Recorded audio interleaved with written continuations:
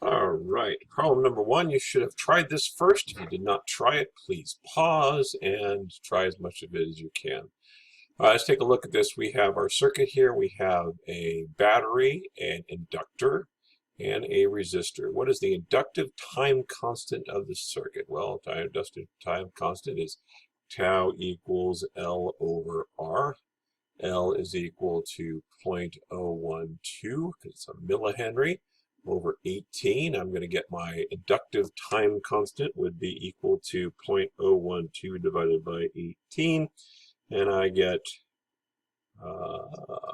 6.67 times 10 to the negative fourth. And that's, by the way, in seconds. Time constants are in seconds, by the way, just for the record. And nothing else would work in that raised level, but we'll move on. Calculate the current in this circuit of 500 microseconds after the switch is closed. All right, so what's happening to the current? The current starts by the inductor saying, absolutely no, you can't get in there. So therefore, it's going to be increasing. Increasing function looks like 1 minus e to the negative t over tau. And then since we're talking about current, right? So we're talking about current, so I would put I max out here and put an I right here. All right, so then I move forward. I go I, therefore, is equal to I max. What's my maximum current? Well, maximum current is going to happen when? When I shut down switch 1, okay, switch 1's closed, everything's going to go through this way, right? And if I wait a long time, and this switch does nothing, so therefore, wait a long time, eventually what I'm going to discover is that this inductor is going to be perfectly happy with things as they currently are. Pun intended. And so, we're just back to V equals IR. So we go V equals IR. The potential difference, according to the thing above, is 12. My resistance is 18. So I slapped it in my calculator and get 0.667 amps. I'm going to go ahead and write that down for reasons I'll get to in just a moment. 0.667 amps. So that would be at the maximum after a really long time. 1 minus E to the negative, they're asking about 500 microseconds. So 1, 2, 3, 500, all over 6.67 times 10 to the negative fourth. Boom, baby. What's my current? And I just throw this in my calculator. I'm going to first probably do the top little part so I don't make an order of operations. Oops. So divided by 6.67 exponent negative 4. So I got the top constant. Negative shift answer. Bam. Whoop, I already did that. Negative shift answer. Still there. All right, good. And then I got e to the answer. 1 minus that. And then times 0.667. And I get that the current would be equal to 0.352 amps at that point. Okay? All right, so this is fast, and we know it's going to be fast. Okay, what is the value of this final steady state current? Well, that's what we started the way I solved it. They had to solve that to figure out what I max is, because final steady state current is after the switch has been closed for a long time, what current do I have down the road?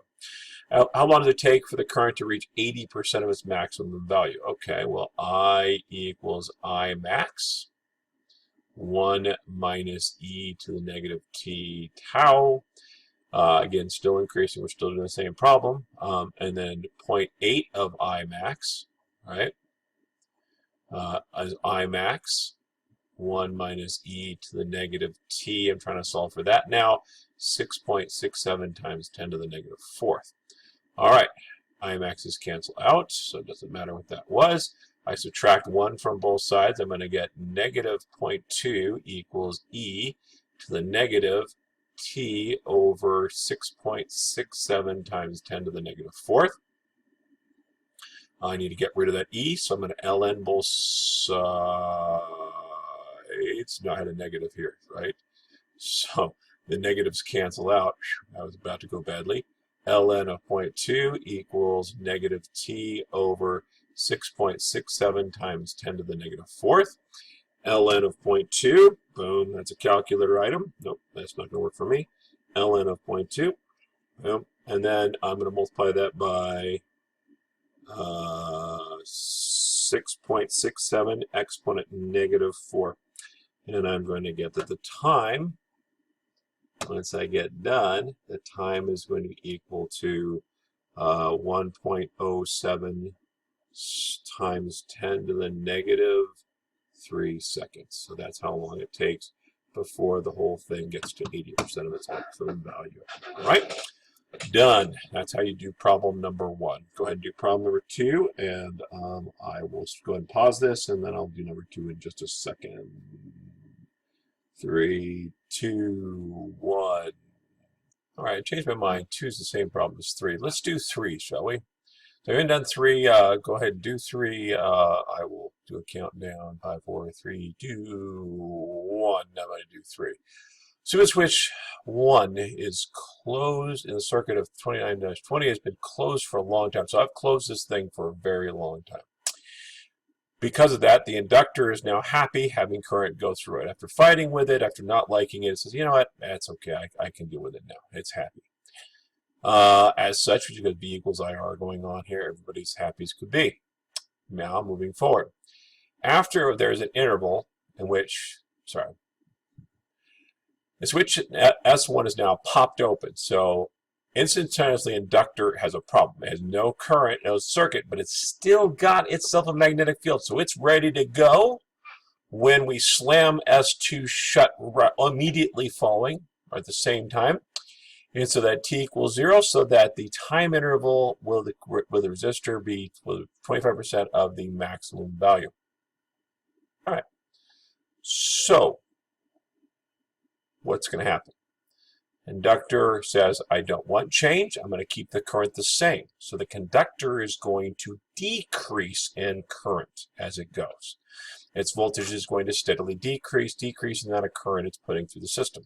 Because of that, I can now, with gladness in my heart, use a decreasing formula. Since we're talking about current, I'm going to go I equals I max. Decreasing is e to the negative t over tau. All right?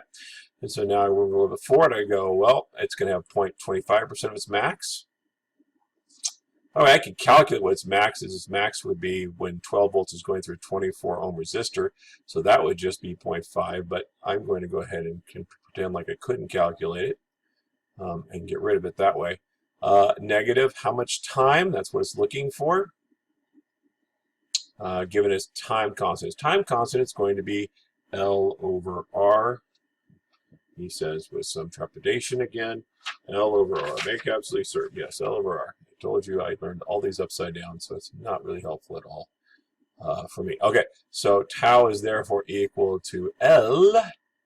L is 0.036. R is 24. So my time constant is going to be 0.036 divided by 24. And I get 1.5 times 10 to the negative third. So that's what goes down here is 1.5 times 10 to the negative third. And then I got an ln both sides. ln of 25.25 is negative 1.3863 is equal to negative t over 1.5 times 10 to the negative 3. So now I'm going to multiply that across times 1.5 exponent negative 3. Boom. And that's my time. My time is going to be, therefore, t equals 2.08 times 10 to the negative 3 seconds. All right. And so that's how you do problem number 3. I think that pretty much gets you through this thing without any needing to do much of anything else. So blow through the rest of these. If you run into problems, as always, please let me know, and I will try to do whatever selected problems you think are worth additional attention. All right. Thank you very much for keeping on working and keeping on trucking. Hopefully I'll see you in April. Bye for now.